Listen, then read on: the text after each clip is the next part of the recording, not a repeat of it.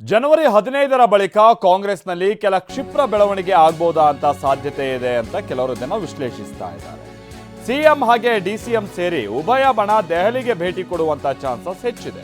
ನಾಳೆ ರಾತ್ರಿ ವಿದೇಶಕ್ಕೆ ರಾಹುಲ್ ಗಾಂಧಿ ತೆರಳುತ್ತಾ ಇದ್ದಾರೆ. ಮತ್ತವ್ರು ಫಾರಿನ್ ಟೂರ್ ಹೊರಟರು. ಯಾರು? ರಾಹುಲ್ ಗಾಂಧಿ ಅವರು. ಇನ್ನು ರಾಹುಲ್ ಗಾಂಧಿ ಅವರು ವಿದೇಶದಿಂದ ಹಿಂದಿರುಗೋದು ಯಾವಾಗ ಅಂತಂದ್ರೆ ಜನವರಿ 9ನೇ ತಾರೀಕಿನ ಬಳಿಕ ಅಂತೆ.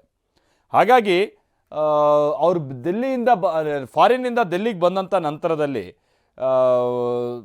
ಈಗ ಕ್ಷಿಪ್ರ ಬೆಳವಣಿಗೆ ಅಂತ ಅಂದರೆ ಅದು ನಾಯಕತ್ವ ಬದಲಾವಣೆ ಅಂತ ಇಲ್ಲಿ ನೇರವಾಗಿ ಹೇಳೋಕ್ಕಾಗದೆ ಹೋದರೂ ಕೂಡ ಈ ಸಂಪುಟ ಪುನರ್ರಚನೆಗೆ ಸಂಬಂಧಪಟ್ಟಂಗೆ ಎಲ್ಲ ತಯಾರಿಗಳಾಗ್ತಾ ಇದೆ. ಅದಕ್ಕೊಂದು ವೇಗ ಸಿಗುತ್ತೆ ಅಂತ ವಿಶ್ಲೇಷಿಸಲಾಗ್ತಾ ಇದೆ.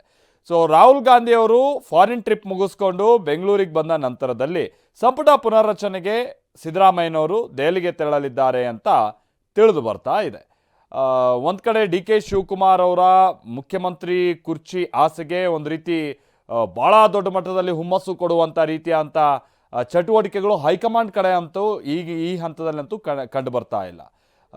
ಮಲ್ಲಿಕಾರ್ಜುನ ಖರ್ಗೆ ಅವರು ಕೂಡ ಒಂದು ರೀತಿ ಅವರು ಗೊಂದಲ ವ್ಯಕ್ತಪಡಿಸ್ತಾ ಇರುವಂಥದ್ದು ಹೇಗೆ ಏನೇನು ಅನ್ನುವಂಥದ್ದನ್ನು ಈ ಗೊಂದಲ ಯಾಕೆ ಆಗ್ತಾ ಇದೆ ಅನ್ನುವಂಥದ್ದು ಅವ್ರು ಹೇಳ್ತಾ ಇದ್ದಾರೆ ಬಿಟ್ಟರೆ ಹೈಕಮಾಂಡ್ ಮಧ್ಯಪ್ರವೇಶ ಅನ್ನುವಂಥ ರೀತಿಯಾಗಿ ಎಲ್ಲೂ ಹೇಳ್ತಾ ಇಲ್ಲ. ಇನ್ನು ದೆಹಲಿಯಲ್ಲಿ ಕೆ.ಸಿ. ವೇಣುಗೋಪಾಲ್ ಜೊತೆಗೆ ಮುಖ್ಯಮಂತ್ರಿಗಳು ಕೂಡ ಚರ್ಚಿಸಿದ್ದಾರೆ. ರಾಹುಲ್ ವಿದೇಶಕ್ಕೆ ಹೋಗಿ ಬಂದಂಥ ನಂತರದಲ್ಲಿ ಚರ್ಚೆ ಮಾಡೋಣ, ಜನವರಿಲಿ ಬಂದು ಭೇಟಿಯಾಗಿ ಅಂತ ಕೆ.ಸಿ. ವೇಣುಗೋಪಾಲ್ ಕೂಡ ಹೇಳಿದಾರಂತೆ ಸಿದ್ದರಾಮಯ್ಯನವರಿಗೆ.